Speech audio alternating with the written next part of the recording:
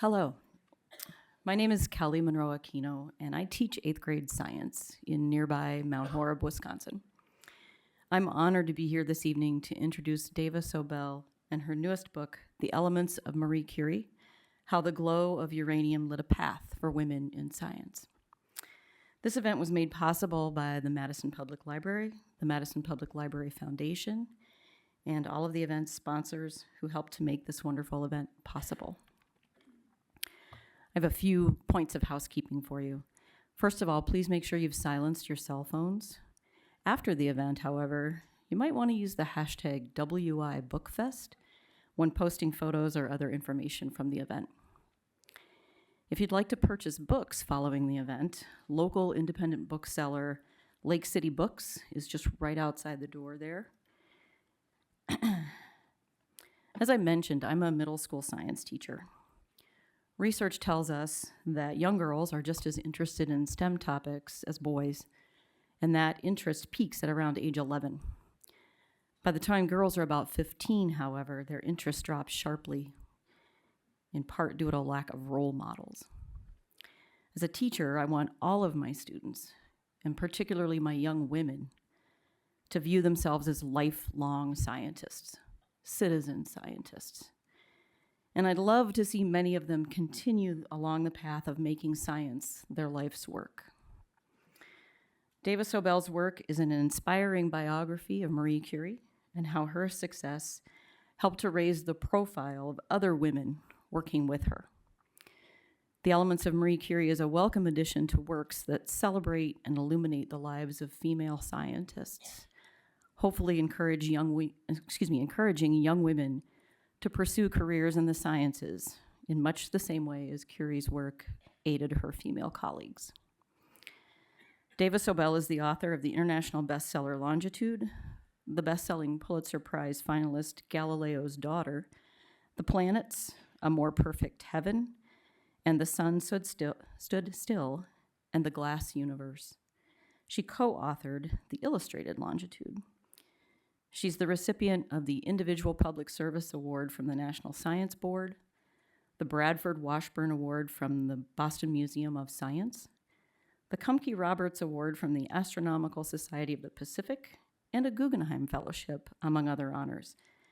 She's a former New York Times science reporter and is currently editor of the Meter poetry column in Scientific American.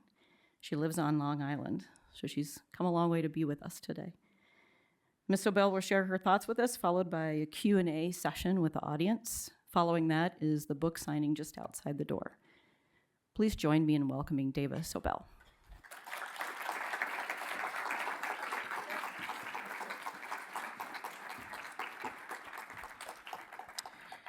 Thank you very much. Thank you all for being here. And I admit I'm very late in coming to the topic of women in science, because for the longest time, I didn't realize what an issue it was. In the house where I grew up, everybody talked about science. My mother worked in a laboratory, and my father was a doctor. We had his office right in the house, so the patient's problems and issues were really our family's business too. And then being a New York City kid, I was lucky enough to go to the Bronx High School of Science, where although the boys outnumbered the girls in a ratio of about 4-1, nobody ever made me feel that I didn't belong there, or told me I was taking somebody else's place, or any of the kinds of things that I hear other women have been told. So I was just ignorant, lucky. And I went on to write a lot of books about male scientists. And in the course of writing my previous book, The Glass Universe, I discovered something really startling about myself. So here was a group of astronomers at the Harvard College Observatory, And everything I learned about what they did surprised me. And after a while, I had to face the fact that in spite of all the advantages that I had, I had not escaped the negative attitudes about women that were just in the air in the 1950s when I was growing up. And I had internalized them. And then that kind of latent, undiagnosed misogyny turned out to be pretty common. One of the people I asked to read The Glass Universe in manuscript as a technical expert was Alyssa Goodman, who was a professor of astronomy at Harvard. And she apologized partway through. She said, "I'm really not paying too much attention to your explanations of the astrophysics because I am gobsmacked by these women." She said, "Here I am at Harvard. I know all of their names. I've heard about this history. But somehow I always thought they were doing something cute or quaint. I never realized they were doing science." So now I've got the religion. And it's only stories about women in science that interest me now. And knowing that, my editor and publisher suggested that I write a biography of Madame Curie. And I said, "No, I don't want to do that. There have been several biographies. I've read at least one, and I don't have anything new to say about her.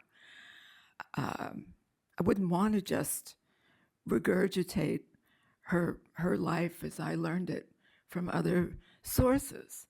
So we let it go.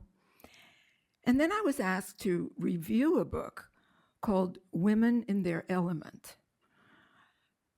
which is a collection of about 35 essays about women chemists. And I looked at the table of contents. I think I recognized 3 names, and 2 of them were Marie Curie and her daughter Irène. But as I read this book, I was surprised to see how often Madame Curie popped up in the other profiles. So this one had come from Norway to work with her. That one was her student. And by about the 5th or 6th occurrence, it started to look like a network. And it didn't take much questioning, especially at the Curie Museum in Paris, to discover that there were about 45 women who worked at Madame Curie's laboratory. But I called the editor right away. I said, "I have something new to say about Madame Curie," because I had certainly never heard that. So that was the idea, to tell the stories of these other women. And at first, I was going to tell just their stories without her biography. But the thing is about women in science is their stories disappear. Even if they were there and they were doing the work, sometimes their name doesn't get on the paper, or they don't get named in the prize citation, or nobody was really paying attention anyway. And so for these 45 women, only a few of them had really fully detailed lives that could be recaptured and told in any detail. And it's interesting now that my book is out, that some of the critics complain that I don't say enough about all the women. And I just have to smile to myself and say, well, that's the point. It's a part of the point as to how they disappear. At Harvard, one of the recent curators decided to collect the names of all the women who had worked there as computers or in any other capacity. And some of them were known only by their first names. Even their full names had somehow evaporated in time. So to tell this story, to bring these women to the fore, but also to tell Madame Curie's story, because everybody's heard of her, but it turns out most people don't know anything about her. Why she was. There's something about radium, something about a Nobel Prize, and something about Perey, but that's about it.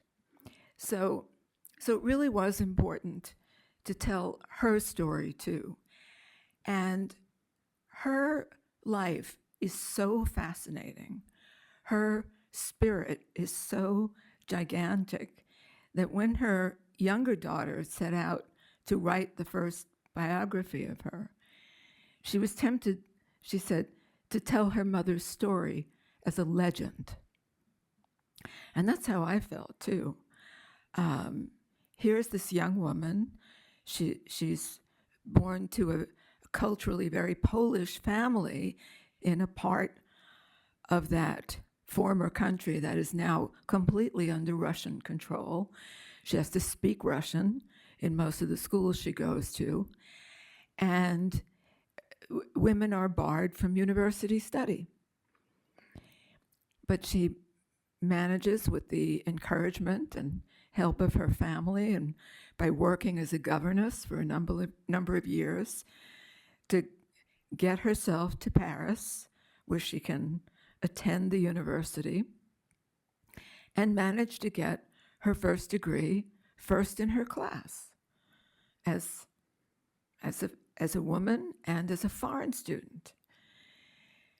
And then she does so well, she goes on for a second degree, and she's given a chance to do a commercial study for the French steel industry that gets her introduced to Marie Curie.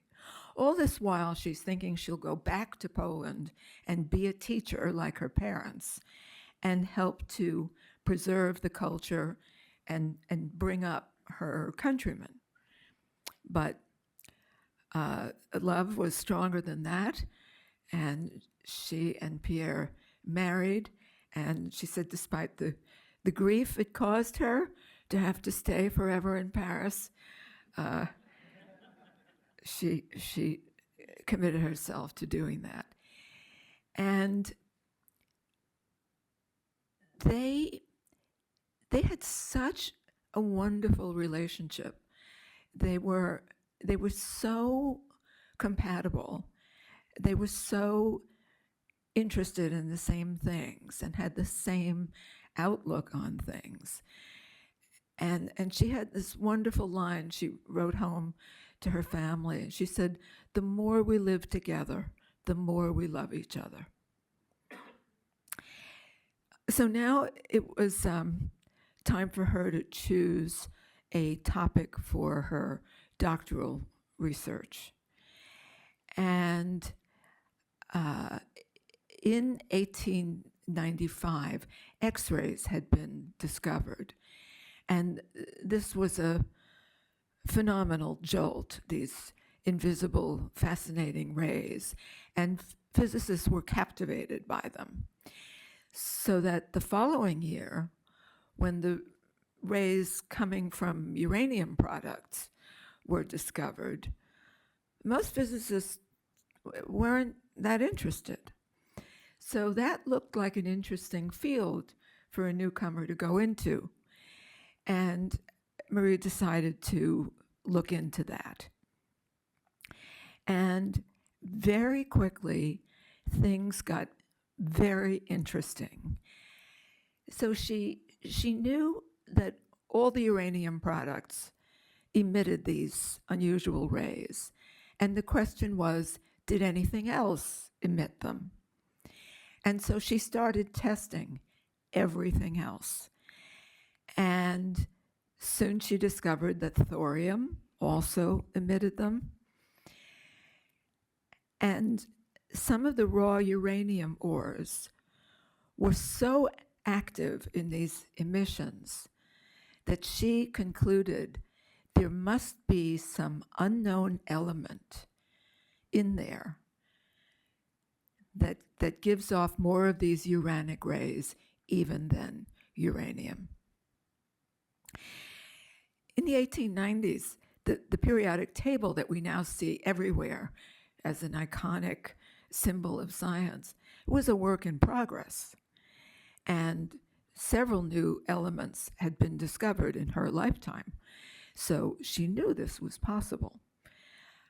And she figured these things that she had sort of detected by their emissions must exist in very tiny quantities, because she couldn't seem to separate them out of the ore.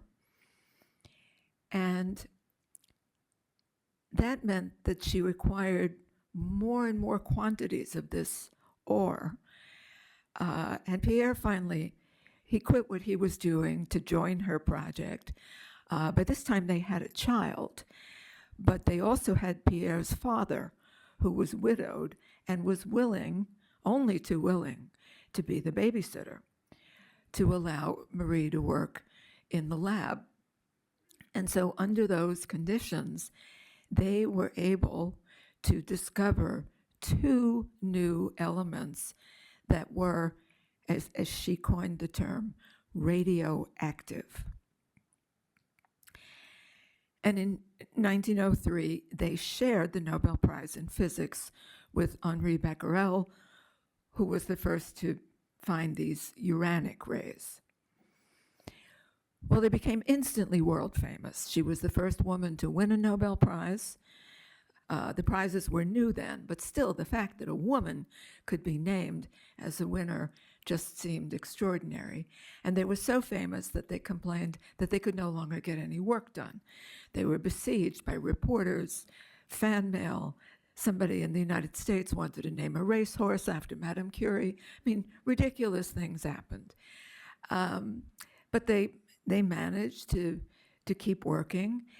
And they had done all their work in terribly primitive conditions. They had no proper laboratory. Pierre had been a teacher in an industrial school, and there were some extra rooms that Marie had been allowed to use.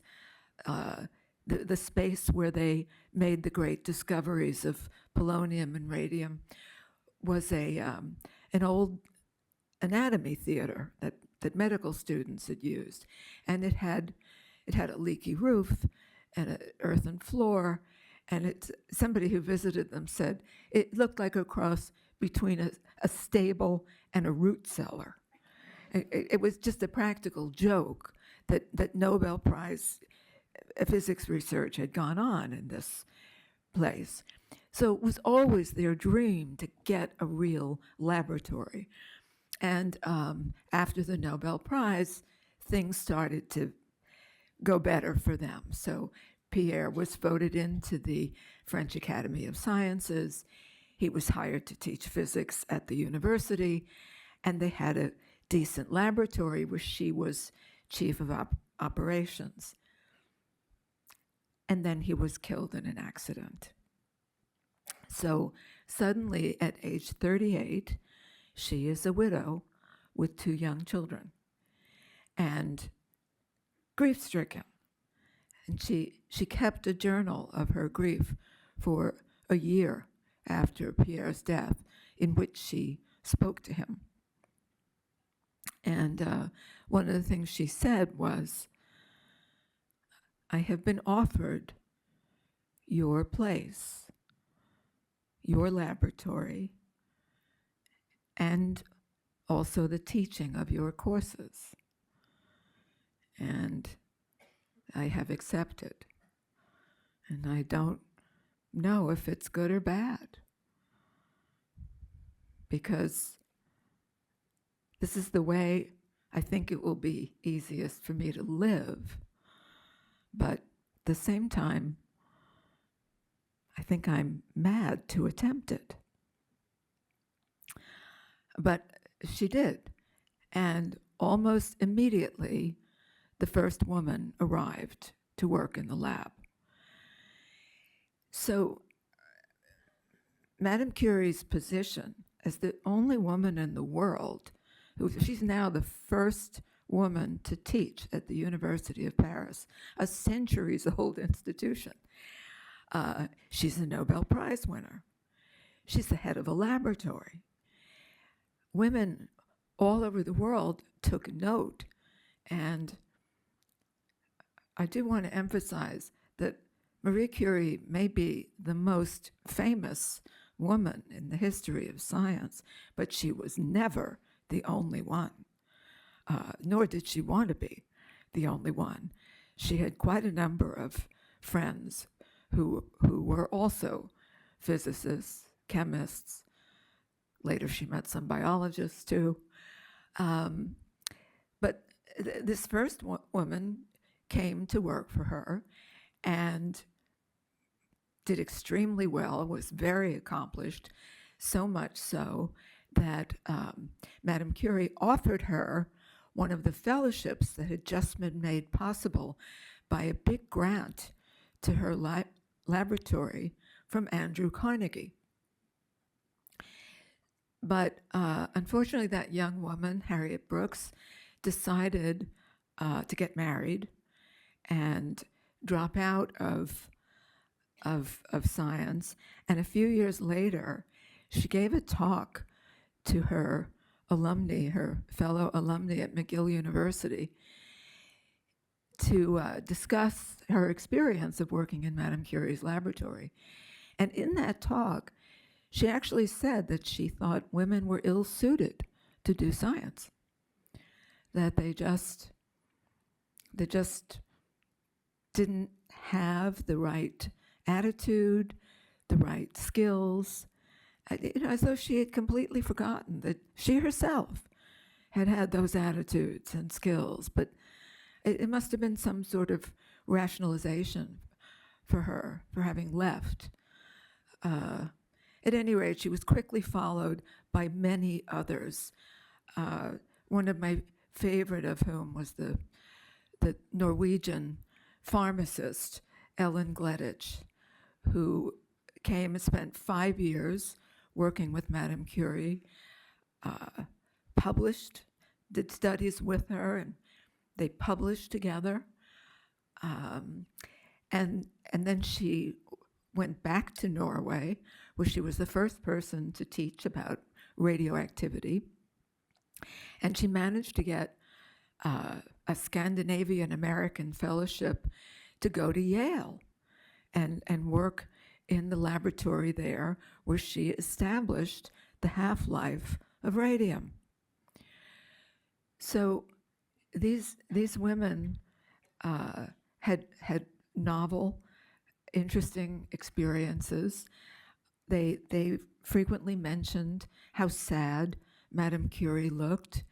When she smiled, it was an event. Everybody noticed. And her name came up in 1910 for election to the Academy of Sciences, where they actually needed her because she was the national expert in her field. But there was immutable tradition working against her, and she didn't get in. A year later, when she discovered she had won a second Nobel Prize, this time by herself and in chemistry, she's still the only person who's ever won both physics and chemistry. When that news broke, she had been widowed for 5 years, and she had just found a new love interest with an unhappily married man whom she thought was leaving his wife. Many of us have gone down that road, I know. He did not leave his wife, and the affair got into the news as the romance in the laboratory and was a big scandal, so big that the Nobel Committee suggested that she not come to Stockholm to claim her prize. And she reminded the committee that libelous attacks on her private life had no bearing on the merit of her scientific research, and she showed up in Stockholm. She is an example to people. The whole time I was at work on this project, people ask you, what are you writing about? Well, I'm writing about the women who worked in Madame Curie's laboratory. Oh, Madame Curie. And all sorts of people hold her in esteem as a role model and inspiration. In addition to all her science, she was a war hero. She took x-rays to the front lines of the First World War and trained about 150 French women how to do that work. And those were not scientists, just ordinary citizens wanting to help out somehow, and signed up for her 6-week crash course in x-ray theory and practice and human anatomy, and off they went. So she is a role model. Even young girls cite her. Now she's been dead 90 years. She is still cited as a role model and inspiration. But she is also very daunting. You know, there's that famous great line from Ginger Rogers about how she did everything Fred Astaire did, but backwards and in high heels. And for a woman in science, just to have anyone believe that you actually participated, you know, that you weren't just your husband's assistant, takes a lot of splaining. And then to aspire to be like Madame Curie, do you have to win 2 Nobel Prizes? I mean, what is enough? In fact, there's one woman scientist who has complained about the zombie Marie Curie because she refuses to die. Everybody can name her, but nobody can name another woman scientist. So I'm hoping to reverse that trend. And I think it's important to realize in Marie's story how much help she had, how she had a family that totally believed in her, supported her. She had lifelong close relationships with her siblings. She had this father-in-law who provided the loving childcare that allowed her to work.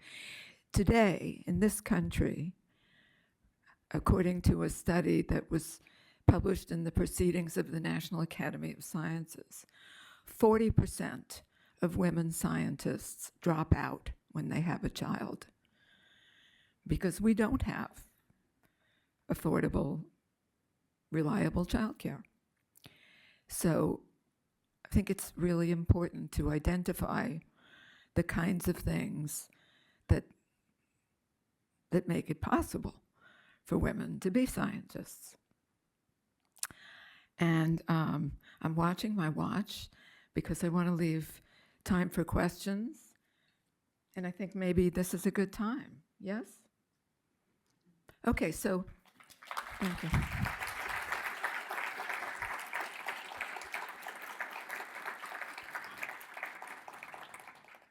So if you have a question, please raise your hand and a microphone will come to you. And I'll just here's the question right up front.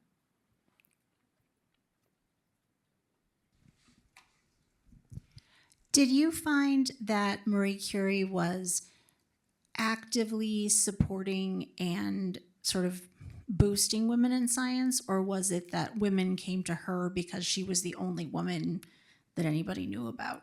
I'm glad you asked that question. I think the latter.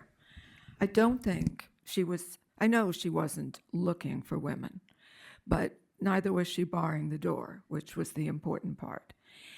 And she was asked at that time, so she was friendly with the physicist Hertha Ayrton in England, who was an active suffragist. And Hertha asked her to sign petitions, which she did. But then Hertha later said that she thought she might have been more useful to the suffragist cause if she'd behaved like Madame Curie and just stuck to her work. But also the women who met each other in her lab later formed this International Federation of University Women, which existed really to raise scholarship funds and to send young women to study abroad, because that was such a value. And Madame Curie didn't really participate in it, but she was the honorary president of the French group. Right here.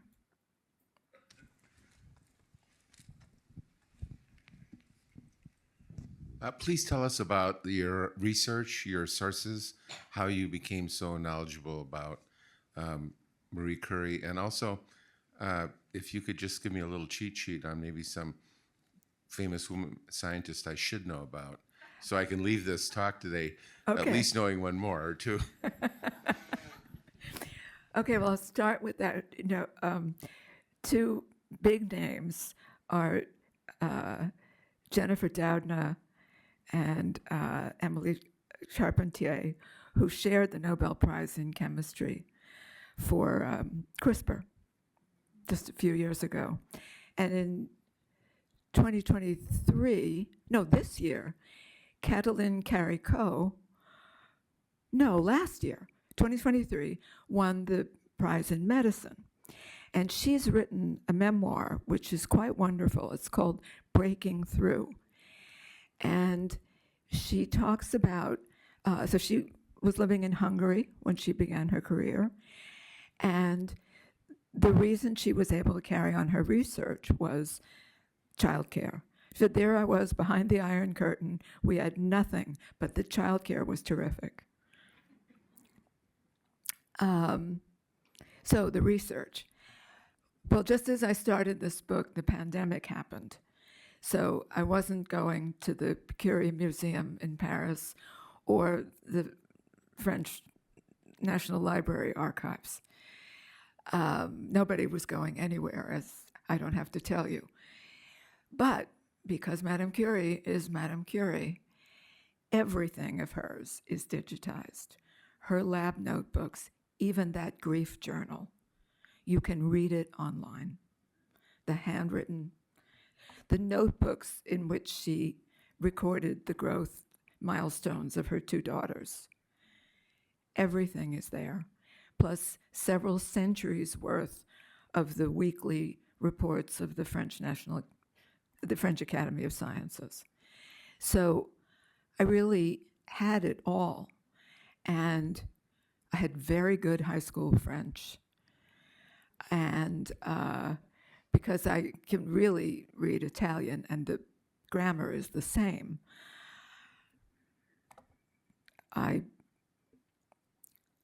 didn't matter how long anything took me, I had a lot of motivation. And as I said, nobody was going anywhere. So that was how I spent my time during the pandemic. There are also 2 published collections of her letters with her daughters.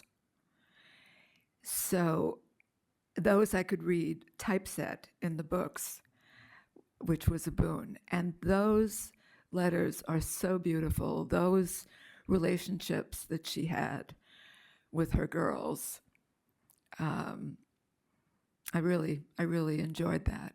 So the hardest thing was her science, because it was so different from what we understand now. I almost always find some tutors to help me with projects, and the chemists who were willing to talk to me didn't really understand the challenge she faced. So if you look up atomic weight now, just go online and type it in, it'll tell you that that is the sum of the number of protons and the number of neutrons in the nucleus of that atom. Well, when she started, the question of anything subatomic was very iffy. They didn't have protons or neutrons. And a lot of those discoveries were made because of the research in radioactivity. So trying to describe what she was doing, what she was looking for, what her MO was and her theoretical understanding, that was the hardest part. And there's a lot of science in this book, and I make no excuses. I'm proud of it. She was a scientist. That's what it's about. Yeah, there was something else about the research that well, maybe it'll come to me. But thank you for that question. Question over here.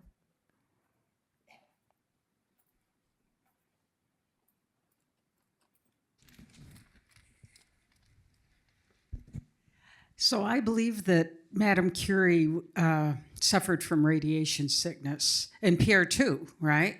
And I wondered how that affected her science through her life, and whether they figured out they needed shielding, and they figured that out earlier than, I don't know. I know they think she died from that, but she did live to 66, so it's not like she died, immediately from radiation sickness. But did they figure that out and then her health improved?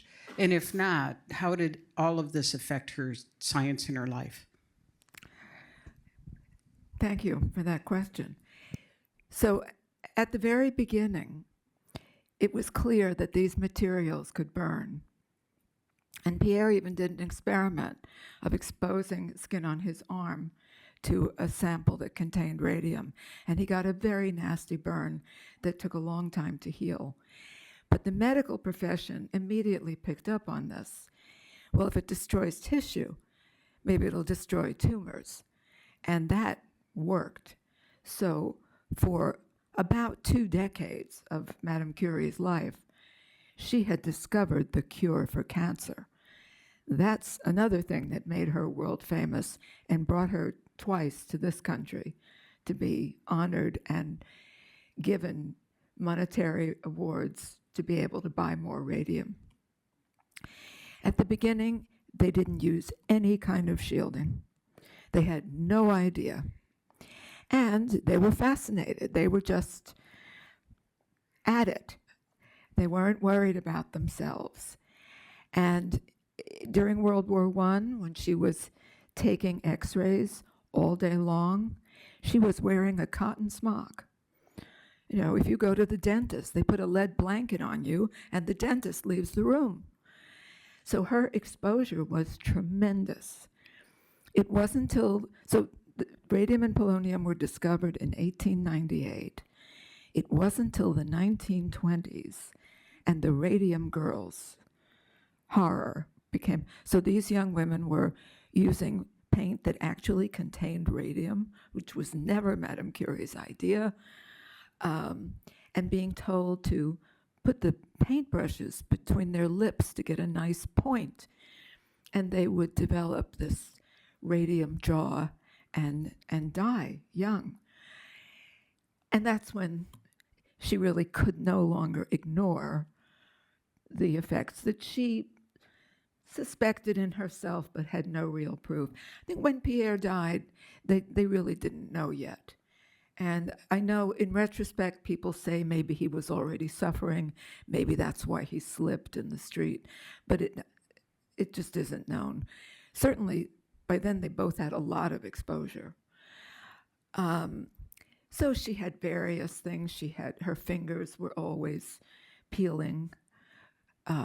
She had a habit of, and they were numb, so she had a habit of rubbing her thumb against her other fingers that other people noticed. And then she developed cataracts. She had ringing in her ears. But, she was a petite woman. And as you mentioned, she lived to age 66. Ellen Gleditsch, the one who came from Norway, she lived into her late 80s.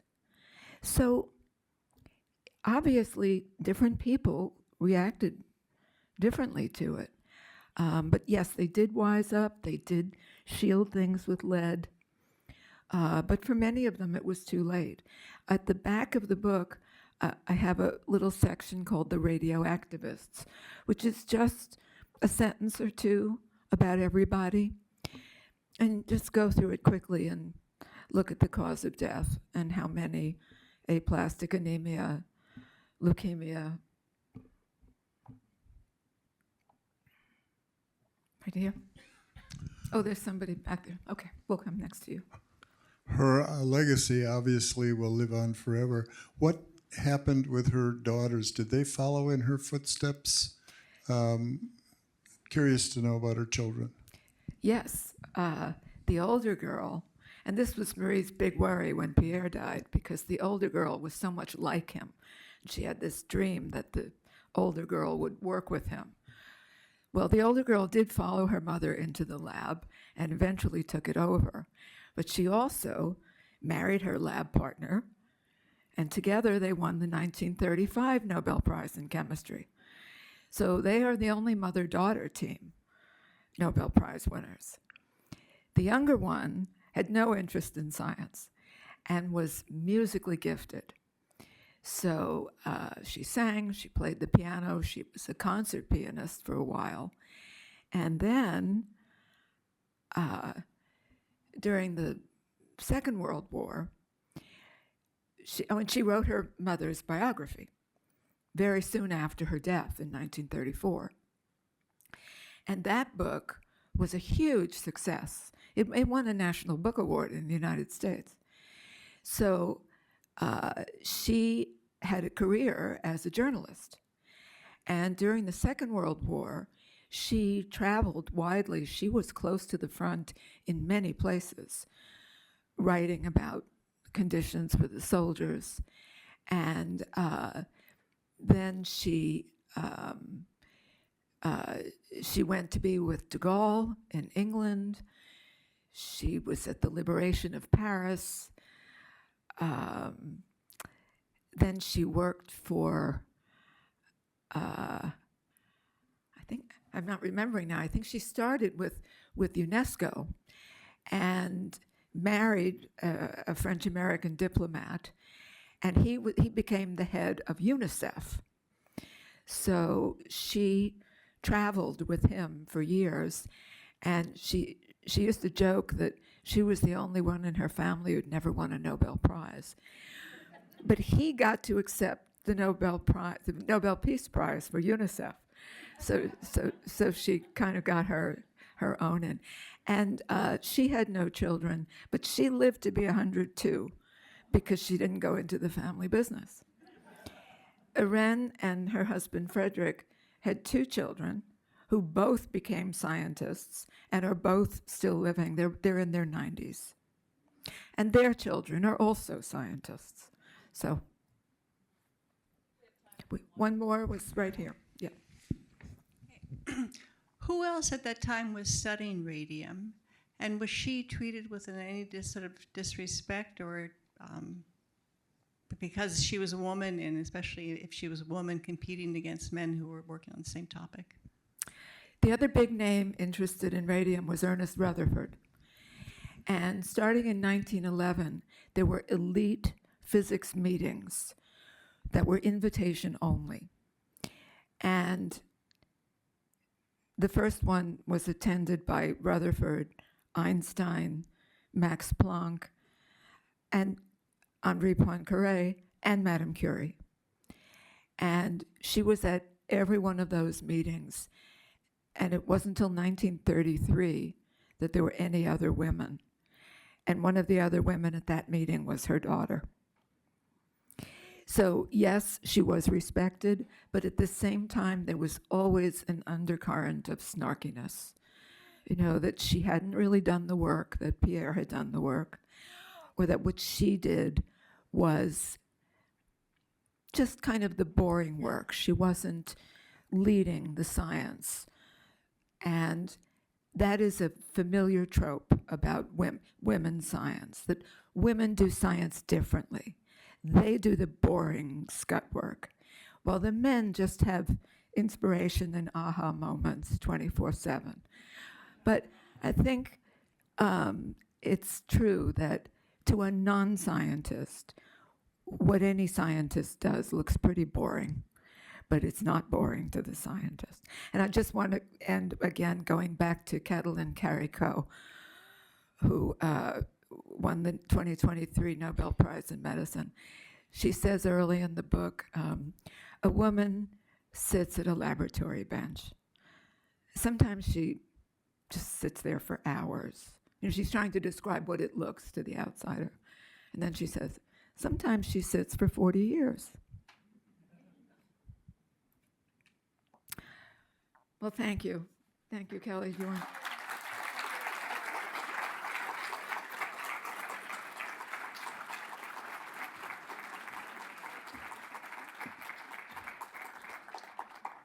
Thank you again for coming. Thanks to our sponsors. And just outside the door and off to the left, if you'd like to purchase a copy of the book.